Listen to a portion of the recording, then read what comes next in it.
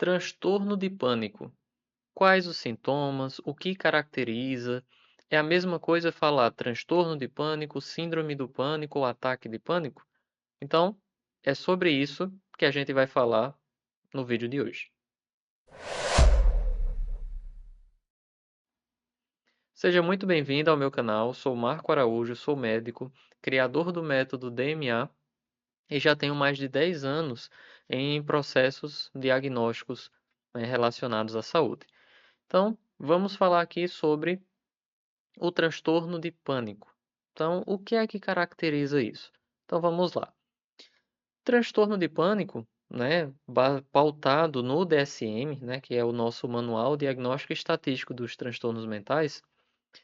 Quais são os critérios? O que é que a gente avalia, O que caracteriza um transtorno de pânico? Então, vamos lá.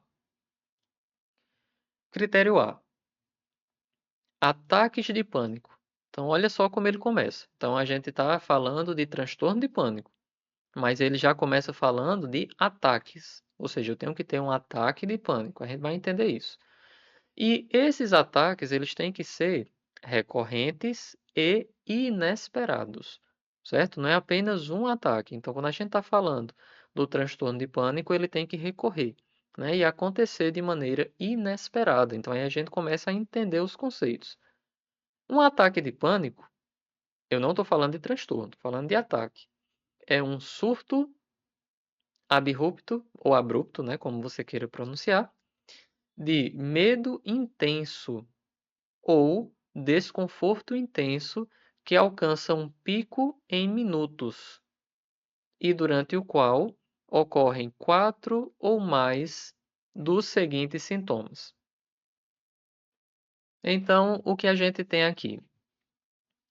Eu tenho que ter esse surto súbito, desse medo intenso ou um desconforto intenso, ou seja, tem que ser algo súbito, certo?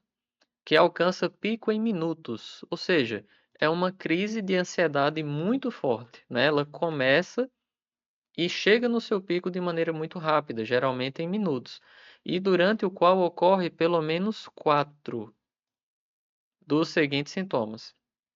E ele traz aqui uma nota: o surto súbito pode ocorrer a partir de um estado calmo ou de um estado ansioso. Ou seja, eu posso estar normal, posso estar no meu dia a dia sem sentir nada e vir uma crise, vir um surto súbito de ansiedade, de mal-estar e de 4 desses sintomas que eu vou trazer aqui, certo? Ou eu já posso estar ansioso no meu dia, preocupado e ter esse ataque, certo? Então, eu preciso ter pelo menos 4 desses. Por exemplo, palpitações, coração acelerado ou taquicardia, sudorese, o suor, tremores ou abalos, sensações de falta de ar, que é muito comum, ou de sufocamento, as sensações de asfixia, dor ou desconforto torácico, náusea ou desconforto abdominal, sensação de tontura, instabilidade, vertigem ou desmaio, calafrios ou ondas de calor, parestesias, que é esses formigamentos pelo corpo, anestesia ou essas sensações, desrealização, que é a sensação de irrealidade ou despersonalização, que é essa sensação associada a o distanciamento de si, certo? Então, quando a gente está falando sobre essas questões, que pode ter também, por exemplo, o medo de perder o controle ou o medo de enlouquecer, certo? O medo de morrer. Então, é medo, que é a base da ansiedade. Então, quando a gente tem esses processos, eu tenho de maneira muito súbita, um pico que está relacionado aos processos ansiosos. Então, aqui a gente está falando de um ataque de pânico.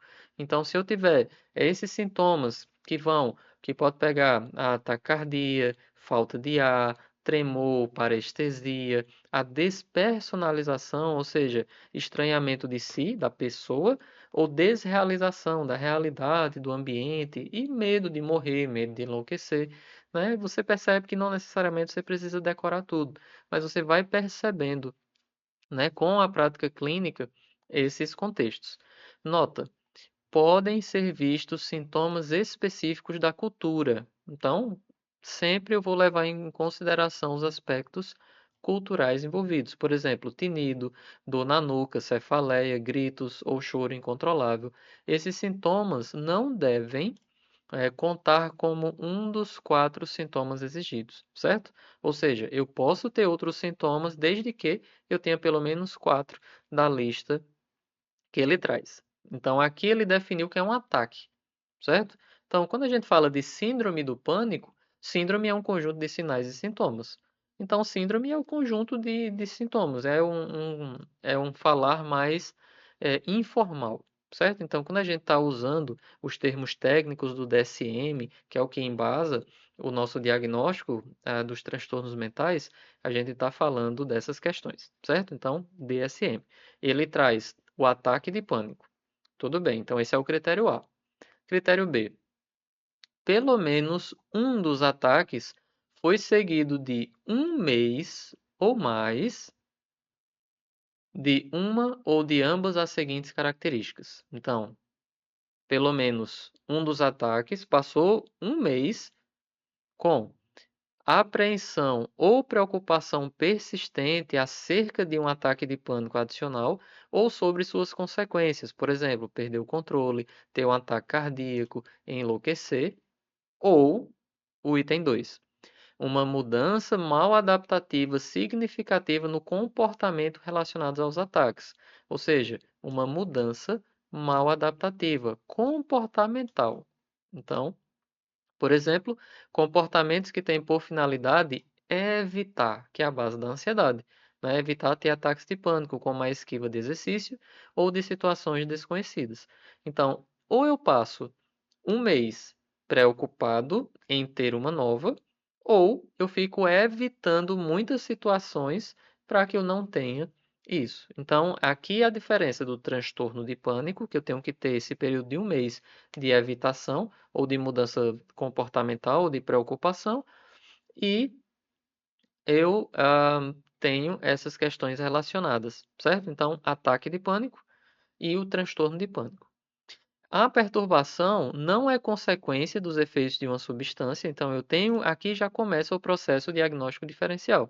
Então, substâncias, né, medicamentos envolvidos, ah, outra condição médica, então entra dentro do diagnóstico diferencial.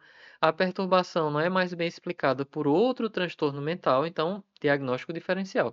Ou seja, você já viu o que caracteriza, e aí você tem que ter a expertise, tem que ter o treinamento adequado para você estar investigando outras condições que justifiquem a sintomatologia, para você ver se nós temos diagnósticos diferenciais ou comorbidades em saúde mental. Então, por exemplo, ataques de pânico não ocorrem apenas em resposta a situações sociais temidas, como no transtorno de ansiedade social, em resposta a objetos ou situações fóbicas, como na fobia específica, em resposta a obsessões no toque, a evocação. Aí assim você vai, né? Eu não vou me prolongar, né? Você já entendeu os conceitos a partir daqui, certo? Então, depois a gente vai falar em outro vídeo sobre o especificador de ataque de pânico. Por isso que quando a gente tem o transtorno de pânico, você já entendeu esse processo, você já viu, né, que a gente tem o ataque e eu tenho que ter pelo menos um mês, né, um período de um mês associado com essa preocupação ou essa alteração comportamental, né, e aí vai facilitar a tua prática clínica. Mas quando o paciente chega para a gente, ele tem muitas condições. Então, como é que está sendo o meu processo de avaliação diagnóstica em saúde mental? Porque o paciente ele não chega para a gente muito simples. Ah, eu sei que é uma síndrome ansiosa. Então, aqui está listado todos os transtornos, né, mentais do DSM e perceba a grande quantidade. E é isso que você tem que avaliar na tua prática clínica. Quando ele já vem para você encaminhado de alguém, como você faz a revisão diagnóstica? O primeiro atendimento contigo, por onde começar? Como eu vou fazer essa avaliação? Então, eu criei um curso que é o DSM Diagnóstico Ágil, né? Tanto para médicos como para psicólogos, sejam profissionais ou estudantes, né, da saúde mental, para estar facilitando e passando para você um passo a passo, que é do meu método DMA, né, para você conseguir pegar todas essas informações e simplificar em uma única imagem e aplicar na tua prática clínica. Se você quiser conhecer o racional sobre a matriz, eu tenho uma aula específica para você já estar colocando em prática no teu dia a dia, né? Que é a matriz DMA. Então você pode assistir essa aula completa. Se você quer entender mais sobre o curso, né, quer perceber, quer ter mais ciência da ementa, aqui eu trago um resumo na página de vendas.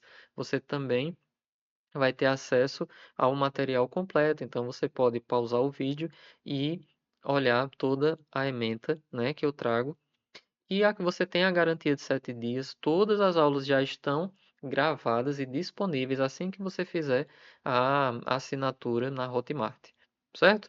Então, no mais, eu espero ter ajudado, ter contribuído, né, com essa aula. E se você quiser se aprofundar e aplicar na tua prática clínica todos esses conceitos sem precisar decorar o DSM, eu te convido a participar do meu curso DSM Diagnóstico Ágil. No mais, um abraço, nos vemos na próxima aula e não se esquece de assinar, né, de se inscrever no meu canal e ativar o sininho para você receber as notificações de todas as futuras aulas que eu poste. No mais, um abraço e nos vemos em breve.